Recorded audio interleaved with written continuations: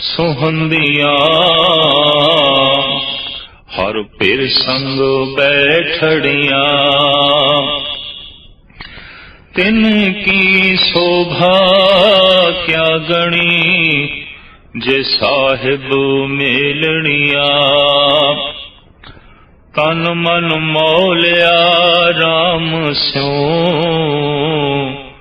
संग साध सहेलनिया। साध जना ते बाहरी, से रह नहीं केलनिया।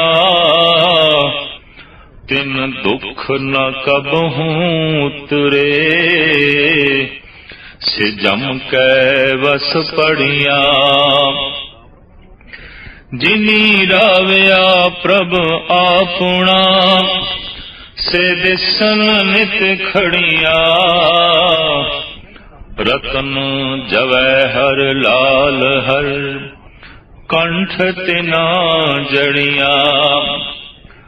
नानक बाछै धूड़ तिन, प्रभु सरणी दर पड़िया। मंगर प्रभु आराधना, बहुड़ न जन्मणिया। मंगर दे महीने दा ਮਾਝ ਰਾਗ ਦੀ ਬਾਣੀ ਦੀ ਰਾਹੀਂ ਗੁਰੂ ਅਰਜਨ ਦੇਵ ਜੀ ਮਹਾਰਾਜ ਦਾ ਉਪਦੇਸ਼।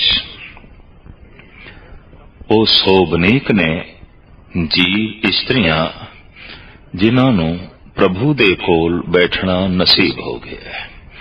ਮੰਗਰ ਮਾਹਾਂ ਸੁਹੰਦੀਆਂ, ਹਰ ਪਿਰ ਸੰਗ ਬੈਠਣੀਆਂ।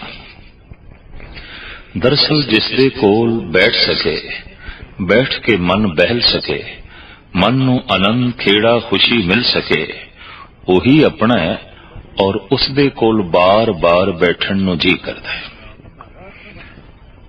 मनुख पुत्रां कोल बैठ सकदा है, मित्रां कोल बैठ सकदा है, पत्नी कोल बैठदा है, पत्नी पति दे कोल बैठती है, मां बाप कोल बैठ जाया करीदा है।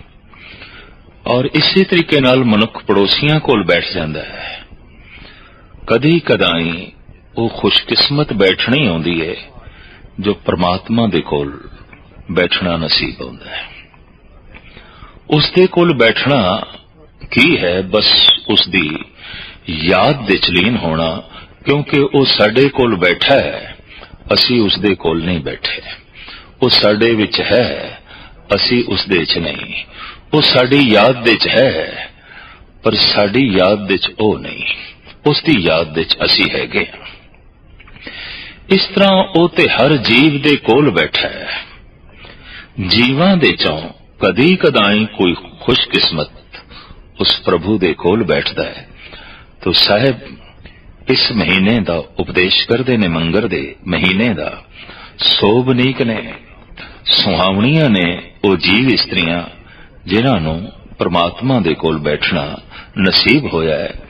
तिन की शोभा क्या गणी, जे साहिब मेलनिया। जिन्हां नूं मालिक ने अपने नाल मिला लिया है, उन्हां दी शोभा गिणी नहीं जा सकती, मिणी नहीं जा सकती। वो महान ने। कहंदे ने वड्डे कोल बैठ के मनुख खुद वड्डा हो जाता है। ये ते असीं देखते हैं और मनुख इस गल दा अक्सर मान भी करता है भी साडा ते फलाणे कोल बैठना है, साडा ते उस महान हुक्मरान दे कोलों बैठना है। तो वड्डे हुक्मरान दे कोल बैठना जिसनूं नसीब हो जाता है, वो अपने आप दे मान करता है और उसकी शोभा वध जाती है। ते जिसनूं सारे जगत दे हुक्मरान मालिक परिपूर्ण परमात्मा उहदे कोल बैठना नसीब हो गया, वो ते सब तो वड्डा हो गया, वो ते महान हो गया। इस वास्ते साहब कहने ने उसकी शोभा, उसकी महिमा किस तरह गिनी है, किस तरह मिनी है, जो परमात्मा दे कोल बैठ गए ने, जिन्हां नूं ईश्वर दे कोल बैठने नसीब हो गई है। तन मन मौलिया राम स्यों, संग साध सहेजड़ियां। मन उसदी याद नाल ਮੌਲਿਆ ਗਿਆ ਹੈ। ਤਨ ਉਸ ਦੀ ਸੇਵਾ ਵਿੱਚ ਹਰਾ ਭਰਾ ਹੋ ਗਿਆ ਹੈ। ਇਸ ਤਰ੍ਹਾਂ ਸਾਧੂਆਂ ਦੀ ਸੰਗਤ ਵਿੱਚ ਬੈਠ ਕੇ ਉਹਨੂੰ ਯਾਦ ਕਰ ਕਰਕੇ ਉਸ ਦੇ ਕੋਲ ਬੈਠ ਬੈਠ ਕੇ ਹੁਣ ਤਨ ਵੀ ਮੌਲਿਆ ਗਿਆ ਹੈ, ਮਨ ਵੀ ਮੌਲਿਆ ਗਿਆ ਹੈ। ਤਨ ਦੇ ਚੋਂ ਰੋਗ ਨਿਕਲ ਗਏ ਨੇ, ਮਨ ਦੇ ਚੋਂ ਸੋਗ ਨਿਕਲ ਗਏ ਨੇ। ਤਨ ਵੀ ਅਰੋਗ ਹੋ ਗਿਆ ਹੈ, ਮਨ ਵੀ ਅਰੋਗ ਹੋ ਗਿਆ ਹੈ। ਫਿਰ ਸਾਹਿਬ ਫਰਮਾਨ ਕਰਦੇ ਨੇ, ਤਨ ਮਨ ਮੌਲਿਆ ਰਾਮ ਸਉ ਸੰਗ ਸਾਧ ਸਹੇਲਣੀਆਂ, ਸਾਧ ਜਨਾਂ ਤੇ ਬਾਹਰੀ ਸੇ ਰਹਿਣ ਇਕੇਲਣੀਆਂ। ਜੋ ਸਤ ਸੰਗ ਤੋਂ ਵਾਂਝੀਆਂ ਰਹਿ ਗਈਆਂ, ਗੁਰੂ ਦੇ ਚਰਨਾਂ ਤੋਂ ਵਿਛੜੀਆਂ, ਉਹ ਪਰਮਾਤਮਾ ਤੋਂ ਵੀ ਵਿਛੜ ਗਈਆਂ ਔਰ ਇਕੱਲੀਆਂ ਰਹਿ ਗਈਆਂ। ਇਕੱਲ ਤਨਹਾਈ, ਮਿਲਾਪ ਦਾ ਆਨੰਦ ਨਹੀਂ, ਵਿਛੋੜੇ ਦੀ ਤਨਹਾਈ ਹੈ, ਤਨਹਾਈ ਦਾ ਵਿਛੋੜਾ ਹੈ, ਇਹ ਪੀੜਾ ਹੈ। ਸਾਹਿਬ ਕਹਿੰਦੇ ਨੇ, ਜੋ ਕਲੀਆਂ ਰਹਿ ਗਈਆਂ, ਤਨਹਾ ਰਹਿ ਗਈਆਂ, ਪ੍ਰਭੂ ਪਤੀ ਤੋਂ ਵਿਛੜੀਆਂ ਹੋਈਆਂ ਜੀਵ ਇਸਤਰੀਆਂ ਰਹਿ ਗਈਆਂ। ਤਿੰਨ ਦੁੱਖ ਨਾ ਕਬਹੂ ਉਤਰੈ, ਸੇ ਜਮ ਕੈ ਵਸ ਪੜੀਆਂ। ਉਹਨਾਂ ਦਾ ਦੁੱਖ ਭੁੱਲ ਕੇ ਵੀ ਲੈਂਦਾ ਨਹੀਂ, ਉਤਰਦਾ ਨਹੀਂ। ਔਰ ਅੰਜਾਮ ਕੀ ਹੁੰਦਾ ਹੈ? ਜਮਾਂ ਦੇ ਵਸ ਪੈ ਜਾਂਦੀਆਂ ਨੇ। ਉਹ ਮੁੜ ਮੁੜ ਕੇ ਜੰਮਣਾ, ਮੁੜ ਮੁੜ ਕੇ ਮਰਨਾ, ਮੁੜ ਮੁੜ ਕੇ ਜੰਮਣਾ, ਜਮ ਜਮ ਮਰੇ, ਮਰੇ ਫਿਰ ਜੰਮੇ, ਬਹੁਤ ਸਜ਼ਾਏ ਪਿਆ ਦੇਸ ਲੰਮੇ। ਦੁੱਖ ਲੈਂਦਾ ਹੀ ਨਹੀਂ। ਹਰ ਜਨਮ ਔਰ ਹਰ ਨਵਾਂ ਦੁੱਖ, ਇਸ ਤਰ੍ਹਾਂ ਹੀ ਜ਼ਿੰਦਗੀ ਜੋ ਹੈ ਚੱਲਦੀ ਹੈ। ਜੋ ਪ੍ਰਭੂ ਤੋਂ ਵਿਛੜੀਆਂ ਹੋਈਆਂ ਜੀਵ ਇਸਤਰੀਆਂ ਰਹਿ ਜਾਂਦੀਆਂ ਨੇ, ਤਨਹਾ ਤੇ ਕਲੀਆਂ ਰਹਿ ਜਾਂਦੀਆਂ ਨੇ। ਦੇਖਣ ਦੇ ਚਾਇਆ ਕਿਤਨੀ ਭੀੜ, ਕਿਤਨਾ ਸ਼ੋਰ ਸ਼ਰਾਬਾ, ਕਿਤਨੀ ਰੰਗਦਾਰ ਮਹਿਫਿਲ ਹੋਵੇ, ਪਰਮਾਤਮਾ ਦੇ ਮਿਲਾਪ ਤੋਂ ਬਿਨਾਂ ਮਨ ਦੀ ਤਨਹਾਈ ਮਿਟਦੀ ਨਹੀਂ, ਮਨ ਦੀ ਬੇਚੈਨੀ ਮਿਟਦੀ ਨਹੀਂ। ਹਜ਼ਾਰਾਂ ਦੀ ਭੀੜ ਦੇ ਵਿੱਚ ਵੀ ਕਈ ਦਫਾ ਦੇਖਿਆ ਹੈ, ਇਕੱਲ ਹੀ ਮਹਿਸੂਸ ਹੁੰਦੀ ਹੈ, ਤਨਹਾਈ ਮਹਿਸੂਸ ਹੁੰਦੀ ਹੈ। ਦਰਅਸਲ ਮਿਲਣਾ ਤੇ ਅੰਤਰੀਵ ਹੈ, ਤੇ ਅੰਤਰੀਵ ਮਿਲਣਾ ਪ੍ਰਭੂ ਦਾ ਹੈ। ਅਗਰ ਪ੍ਰਭੂ ਦਾ ਮਿਲਾਪ ਹੋ ਜਾਏ तो बियाबान जंगल दे च भी वो बड़ी रौनक दे च है, ते प्रभु दा मिलाप अंदरों होया ने तो बाहर वड्डी रौनक दे च भी वो एकांत दे च है, वो इकल्ला है, वो दुखत है, वो पीड़त है। तिन दुख न कबहू उतरे, से जम कै वस पड़ियां, जिनी राविया प्रभ आपना, से दिसन नित खड़ियां। जिन्हां ने सत्संग विच प्रभु दा चिंतन कीता है, रमण कीता है, उहदे गुणां दी विचार कीती है, ਉਹ ਤੇ ਨਿੱਤਾ ਪ੍ਰਤੀ ਖੇੜੇ ਚ ਨੇ, ਖੁਸ਼ ਨੇ, ਆਨੰਦਿਤ ਨੇ, ਮਗਨ ਨੇ। ਸਾਹਿਬ ਫਰਮਾਨ ਕਰਦੇ ਨੇ, ਰਤਨ ਜਵਹਿਰ ਲਾਲ ਹਰ ਕੰਠ ਤੇ ਨਾ ਜੜੀਆਂ। ਚੂੰਕਿ ਉਹ ਕੰਠ ਦੇ ਰਾਹੀਂ ਪ੍ਰਭੂ ਦੇ ਨਾਮ ਦਾ ਉਚਾਰਨ ਕਰਦੀਆਂ ਨੇ, ਪ੍ਰਭੂ ਦੇ ਗੁਣਾਂ ਦਾ ਉਚਾਰਨ ਕਰਦੀਆਂ ਨੇ। ਇੱਕ ਇੱਕ ਗੁਣ ਮੋਤੀ ਹੈ, ਹੀਰਾ ਹੈ, ਮੂੰਗਾ ਹੈ, ਨੀਲਮ ਹੈ, ਪन्नम है, जवाहरात है और मूंगा है, पुखराज है। मानो उसका कंठ जो प्रभु दा चिंतन कर रहा है, उस अभ्यासी दा कंठ हीरियां नाल, लाला नाल जड़त है, रत्ना नाल मड़े होया है। ऐसे हार उसदे गल विच पहने, दरअसल कंठ ने ही उचारण करना है, वाहिगुरु वाहिगुरु, फिर बाणी दा पाठ, फिर उसदे गुणां दा उचारण। अंतरीव मेल हो के जद ये सब कुछ उचारण होंदा है, वो गला शिंगारिया जांदा है। मानो उस गल विच बड़े सुंदर हार पए ने, रत्ना दे, हीरियां दे, मोतियां दे। रतन जवैहर लाल हर कंठ ते ना जड़िया, नानक बांछे धूड़ तिन प्रभ सरणी दर पड़िया। साहिब कहते ने, जिन्हां नूं परमात्मा दी शरण नसीब हो गई है,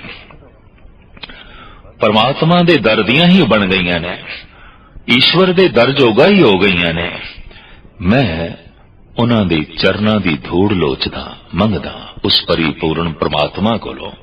उन्हां दे कदमां दी खाक पावन है, पवित्र है। अखीर दे साहिब कहंदे ने, मंगर प्रभु आराधना बहु न जनमणिया। मंगर दे महीने विच जो परमात्मा दा उचारण करते ने, परमात्मा दे गुणां दा ਰਮਣ ਕਰਦੇ ਨੇ, ਸਤਸੰਗ ਵਿੱਚ ਬੈਠ ਕੇ ਪ੍ਰਭੂ ਦੀ ਆਰਾਧਨਾ ਕਰਦੇ ਨੇ, ਮੁੜ ਕੇ ਉਹਨਾਂ ਦਾ ਜਨਮ ਨਹੀਂ ਆਉਂਦਾ, ਮਰਨ ਨਹੀਂ ਆਉਂਦਾ, ਸਦੀਵੀ ਮਿਲਾਪ ਨਸੀਬ ਹੋ ਜਾਂਦਾ ਹੈ। ਇਸ ਤਰ੍ਹਾਂ ਮੰਗਰ ਦਾ ਮਹੀਨਾ ਉਹਨਾਂ ਲਈ ਸੋਭਨੀਕ ਤੇ ਸੁਹਾਵਣਾ ਬਣ ਜਾਂਦਾ ਹੈ। ਮੰਗਰੇ ਮਾਹੁ ਭਲਾ ਹਰ ਗੁਣ ਅੰਕ ਸਮਾਵੇ, ਗੁਣਵੰਤੀ ਗੁਣ ਰਵੇ, ਮੈਂ ਫਿਰ ਨੇਚਲ ਭਾਵੇ। ਨੇਚਲ ਚਤੁਰ ਸੁਜਾਨ ਵਿਧਾਤਾ, चंचल जगत सबाया। ज्ञान ध्यान गुण अंक समाणे, प्रभ भाणे ता भाया। गीत नाद कवित कवे सुन, राम नाम दुख भागे। नानक साधन नाहि प्यारी, अब भगति तिर आगे। तुखारी राग विच धन गुरु नानक साहिब श्री गुरु नानक देव जी महाराज दा मंगर दे महीने दा उपदेश संदेश। भला है मंगर दा महीना परमात्मा दे गुण अंक विच समा जान, हिरदे विच समा जान। दरअसल गुरु ग्रंथ साहब जी महाराज दी बाणी विच गुरुआं दा मूल संदेश उपदेश ही यही है कि गुणां दा वस जाना यही प्रभु दा वसना है। सूरज अपना चानना वंडदा है किरणां दे राहीं। फुल वास्तविक अपनी होंद नूं वंडदे ने महक दे राहीं, और इसी तरीके दे नाल फल अपनी होंद नूं वंडदे ने मिठास दे राहीं। हू बहू परमात्मा फैलदा है गुणां दे राहीं। सूरज दियां किरणां समूह ब्रह्मंड नूं छूंदियां ने। हाँ, कोई अखां मीट लवे तां सूरज दे महाचानण तो संबंध टुट जाएगा। यही गल है, अगर कोई ईश्वर नूं याद ना करे तो प्रभु दे गुणां नाल संबंध टुट जाएगा। ईश्वर नूं याद करना साडी लोड़ है, ईश्वर दी लोड़ नहीं है। साडे याद करन नाल कोई ईश्वर ने गुणवान नहीं होना, महान नहीं होना, बल्कि असी तुच्छ तो महान हो जावांगे, मामूली तो समर्थ हो जावांगे। और चूंकि वह गुणां दा सागर है, उसदे गुणां नूं याद कर करके असी भी सागर बन जावांगे, महान बन जावांगे। साडे गुणां दे उच्चारण करन दे नाल वो महान नहीं है, बल्कि असी महान हो जांदे हां। इस वास्ते साहिब गुरु तेग बहादुर साहब जी ते साफ कहंदे ने, अकारत गई उस मनुख दी जिंदगी जिसने प्रभु दे गुण गाए ही नहीं। गुण गोविंद गायो नहीं, जन्म अकारत कीन। कहो नानक हर भज मना, जिह बिद जल को में। तो साहिब फरमान करदे ने, जिस दे हिरदे विच पड़ी पूर्ण परमात्मा दे गुण समा गए, मंगर दा महीना उस लई शोभनीक है, महान है। मंगर माहो भला हर गुण अंक समावे, गुणवंती गुण रवे, मैं फिर नेचल भावे। जिहड़ियां गुणवंतियां ने, जिन्हां नूं गुणां नाल प्यार हो गया, गुणां दे चों रस आण लग पिया। दरअसल एक एक गुण मिठास नाल भरिया है, एक एक गुण अमृत है। दया अमृत है, प्रेम अमृत है, ज्ञान अमृत है, विशालता अमृत है, निर्भयता निर्वैरता अमृत है, शांति अमृत है, शील संयम अमृत है। इस तरह गुणी एक एक गुण अमृत है ते गिणदे जाइए ਅੰਮ੍ਰਿਤ ਦਾ ਇਹ ਸਾਗਰ ਮਨੁੱਖ ਦੇ ਅੰਦਰ ਫੈਲਦਾ ਜਾਂਦਾ ਹੈ, ਵੱਧਦਾ ਜਾਂਦਾ ਹੈ। ਜੈਸੇ ਜੈਸੇ ਉਹ ਗੁਣਾਂ ਨੂੰ ਉਚਾਰਨ ਕਰਦਾ ਹੈ, ਗੁਣਾਂ ਦਾ ਅੰਮ੍ਰਿਤ ਉਸ ਦੇ ਅੰਦਰ ਭਰਦਾ ਜਾਂਦਾ ਹੈ, ਭਰਦਾ ਜਾਂਦਾ ਹੈ। ਜਗਤ ਵਿੱਚ ਅਸੀਂ ਦੇਖਦੇ ਹਾਂ ਕਿ ਕੁਝ ਵੀ ਪ੍ਰਾਪਤ ਕਰਨਾ ਹੋਵੇ, ਚਾरों ਪਾਸੇ ਰੋਕਾਂ ਵੀ ਬੜੀਆਂ ਨੇ।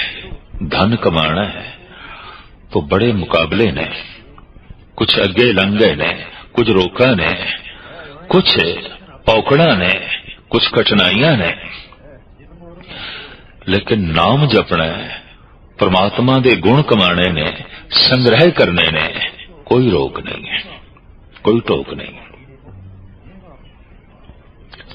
दरअसल राम दे नाम दी ते लुट ही करनी है, कोई रोक नहीं है, कोई टोक नहीं है। राम नाम की लूट है, लूट सके तो लूट। किसे दा धन लुटीए, किसे दी संपदा लुटीए, कानून आड़े हथ आउंदा है, समाज रोकदा है, प्रतिष्ठा खत्म होंदी है। लेकिन किधरे राम नाम दी लुट नूं पै जाइए, लुटण नूं बड़ी शोभा बनदी है, लोक दे च भी परलोक दे च भी। जिस दे लुटण नाल शोभा बनदी है, जिहदा लुटना अंदरों सारा डकैतपना खत्म कर देंदा है ते दानी बना देंदा है, मनुख उस दौलत नूं लुटदा ही नहीं। दरअसल उस दौलत दे पिछे भजदा है, भजना ही इस नूं लुटेरा बना देंदा है, डकैत बना देंदा है, बेईमान बना देंदा है, जालिम बना देंदा है, शौम बना देंदा है। पर एक राम नाम दा धन ऐसा है, इनू लुटिए, लुटण वाला ही महान दानी बन जाता है, लुटण वाला ही महान दयालु बन जाता है, और लुटण वाला ही जगत की सेवा करन लग पैंदा है। और इस लुट दे ना समाज रोकदा है, ना कानून रोकदा है, रोका ने सिर्फ अपने अंदरों ही, अपने हंकार की रोक है। अज्ञान एक रोक है, नासमझी एक रोक है। इस वास्ते मंगर दे महीने विच किधरे सत्संग नसीब होवे, परमात्मा दे गुणा तो मन प्रभावित होवे ते गुणा दा उचारण चल पवे, इस तरह फिर मनुख दा हिरदा गुणा दा सागर बन जांदा है। साहब इत्थे कहंदे ने जो गुणवान ने, गुणवंतियां ने, ओ ते गुणा दा रमन करदे ने। ऐसियां गुणवान जीव इस्त्रियां नूं वेख के साहब कहंदे मैं फिर नेचल भावे, मैनू भी ये नेचल परमात्मा चंगा लगदा है। दरअसल मनुख दा मन परमात्मा ने ऐसा बना दिता है, ये दूजे तो प्रभावित होंदा है ते अपना प्रभाव देंदा है। अगर दूजा इस तो कुछ अगे है किसी भी तल ते, तो मनुख दा मन ऐसा है कि उसका प्रभाव कबूल करदा है, उसका असर कबूल करदा है। धर्म दी दुनिया च कोई अगे लंघ गया है, उसका प्रभाव असी तां कबूल कर सकते हैं जो उसनूं वेखीए। उंज भी धार्मिक महापुरुष कहंदे ने कि वेखना चाहिए है, धन नूं वेखना है तां अपने तो पिछे नूं वेख जो तेरे पिछे है, ताकि तेरे अंदर संतोख पैदा होवे, सब्र पैदा होवे। पर जे धर्म नूं वेखना है तां उसनूं वेख जिहड़ा तेरे नालों अगे है। धर्म दी दुनिया विच जो अगे लंघ गया, जद तूं अगे लंघे उन्हें वेखेगा तो खुद भी अगे लंघ सकेगा, जा सकेगा। और धन दी दुनिया विच पिछे जो रह गया उसनूं वेखेगा तो तेरे अंदर सब्र भी पैदा होगा, तेरे अंदर संतोख भी पैदा होगा, फिर तेरे अंदर तृष्णा जो है नहीं पैदा होगी। पर अक्सर ऐसा होता है कि असीं धन नूं वेखना है तो अपने तो अगे नूं वेखदे हां तो बेसब्री पैदा हो जाती है, बेचैनी पैदा हो जाती है।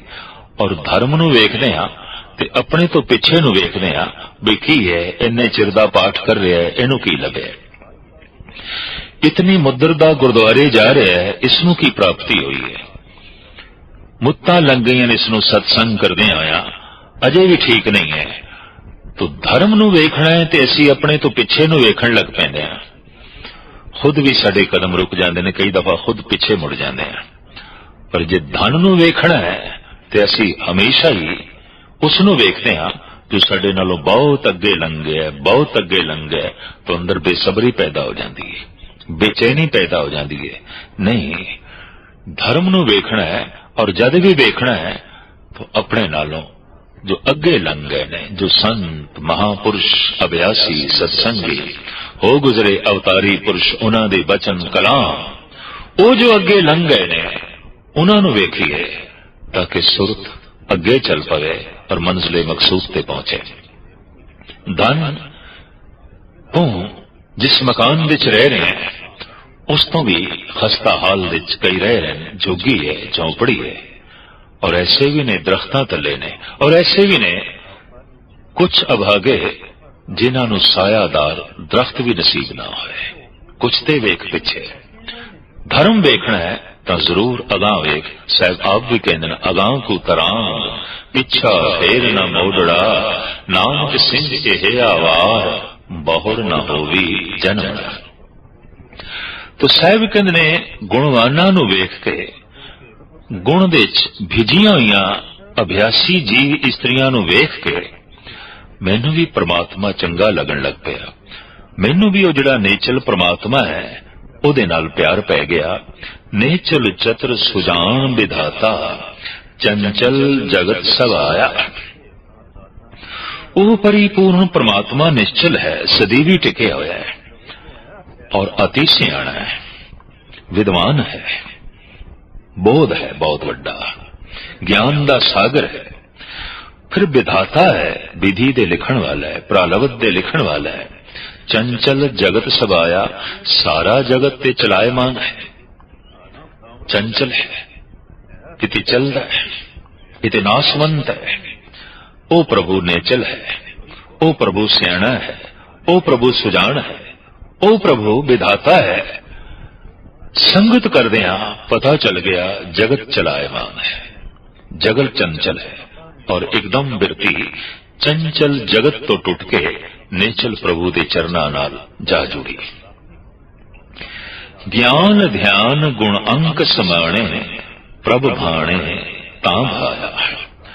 कहंदे ने जैसे अभ्यास कीता सतसंग विच ते प्रभु नूं जैसे ये जीव इस्त्री पा गई तो अंदर ज्ञान पैदा हो गया, अंदर गुण पैदा हो गए, सारे दे सारे गुणां विच रस पैदा हो गया और इस तरह पूर्ण तौर ते सुरत जुड़ गई, ध्यान मगन हो गए।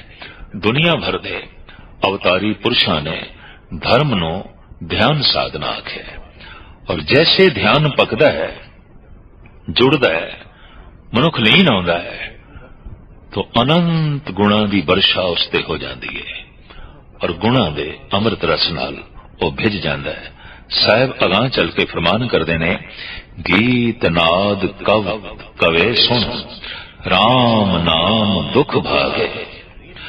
राम नाम दे गीत सुन के, राम नाम दा संगीत सुन के, राम नाम दी कविता सुन के, सुनदियां ही सुनदियां अभ्यासी दा सारा दुख बच गया।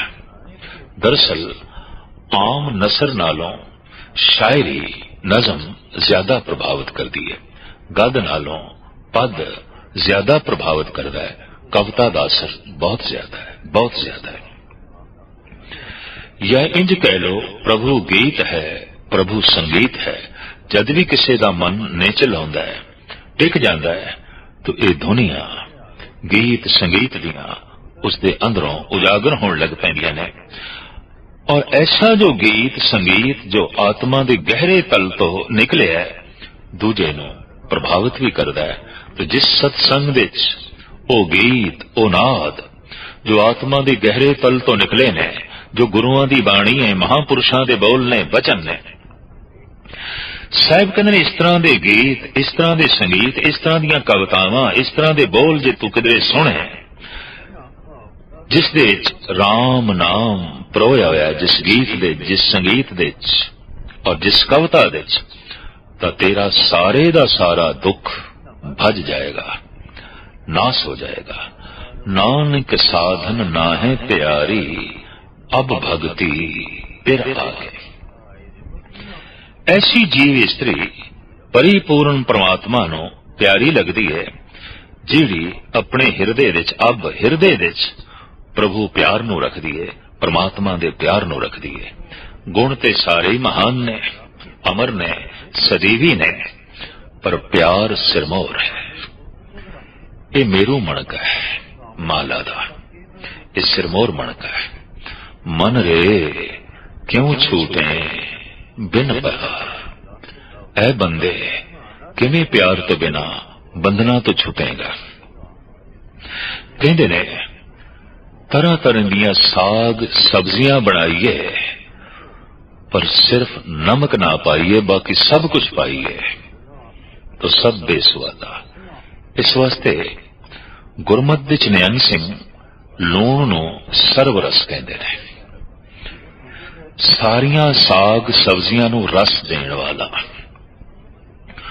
होर अनेकां पदार्थ बनाइए मिष्टान, लेकिन उस विच मिठा शक्कर पाना भुल जाइए या पाइए ही ना, तो जितने वो पदार्थ ने स्वाद खो गया। भावें बड़ी मेहनत, भावें दूध है, भावें आटा है, भावें मैदा है, भावें घ्यो है, सारे पदार्थ सम्मिलित करके पदार्थ बने ने, पर शक्कर नहीं पाई, मिठा नहीं पाया, तो वो स्वाद नहीं आया।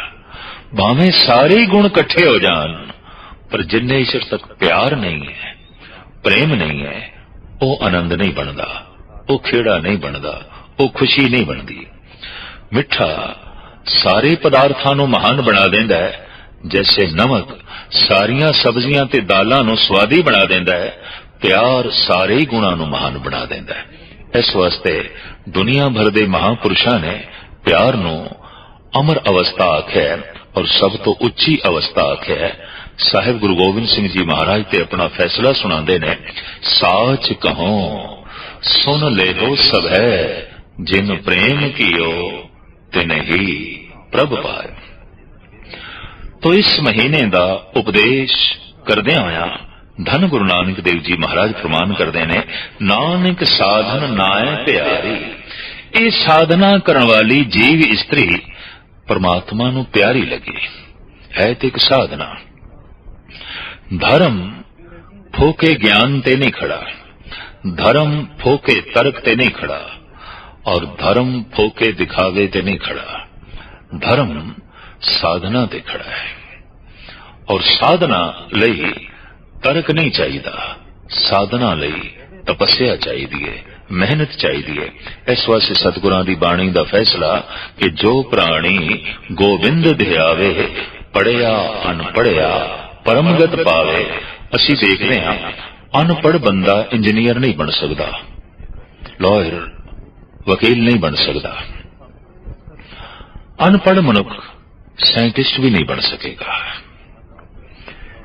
भौतिक विद्या लई पढ़ा लिखा होना बड़ा लाजमी है, लेकिन धर्म परमात्मा लई ये तो सिर्फ एक पुकार चाहिए, साधना चाहिए। एक बच्चे नूं अपने मां बाप नाल जुड़न लई किसी तर्क की लोड़ नहीं, किसी फोकियां दलीलां की लोड़ नहीं। बस वो बां पुकारे, बां पसारे, मां आखे, मां आखे, तो मां मां दे कहंदे मां गलवकड़ी च ले लैंदी है, उन्हों चुक लैंदी है, उन्हों कुछड़ दे च ले लैंदी है। इत्थे ते सिर्फ प्रभु नूं पुकारना है, फरियाद करनी है। तो ये फरियाद करनी, ये पुकारना एक साधना है। तो जब कोई पूर्ण तौर पर उसनों पुकारदा है, पुकार खाली नहीं जाती, व्यर्थ नहीं जाती। और ये भी हकीकत है कि आम जगत विच जैसे जैसे कोई मनुख वड्डा हुंदा जाएगा, उदा दरवाजा बंद हुंदा जाएगा, पर प्रभु दा दरवाजा कदी बंद भी नहीं होंदा। जैंदर आवत जाते हटके नाही कोय, सोदर कैसे छोड़िए जो दर ऐसा होए। उसदे दर ते हर वक्त पुकार कीती जा सकती है, और उसदे दर ते पुकार हर वक्त सुनी जाती है। तो साहिब कहने ने, जो साधना करने वाली जीव स्त्री है, जैसे साधना विच लीन होंदी है, परमात्मा नूं प्यारी लगदी है, वो अपना प्यार भरिया हिरदा परमात्मा दे अगों रखदी है, और इस तरह परमात्मा उसनूं अपने विच लीन कर लैंदा है। ਮੰਗਰ ਦੇ ਮਹੀਨੇ ਦਾ ਗੁਰੂ ਨਾਨਕ ਦੇਵ ਜੀ ਮਹਾਰਾਜ ਦੀ ਬਾਣੀ ਦੁਆਰਾ ਇਹ ਮਹਾਨ ਉਪਦੇਸ਼, ਇਹ ਮਹੀਨਾ ਸੁਖ ਤੇ ਸੁਹਾਵਣਾ ਬਤੀਤ ਹੋਵੇ। ਬਸ ਸਾਧਨਾ ਚਾਹੀਦੀ ਹੈ, ਜਪ ਚਾਹੀਦਾ ਹੈ, ਤਪ ਚਾਹੀਦਾ।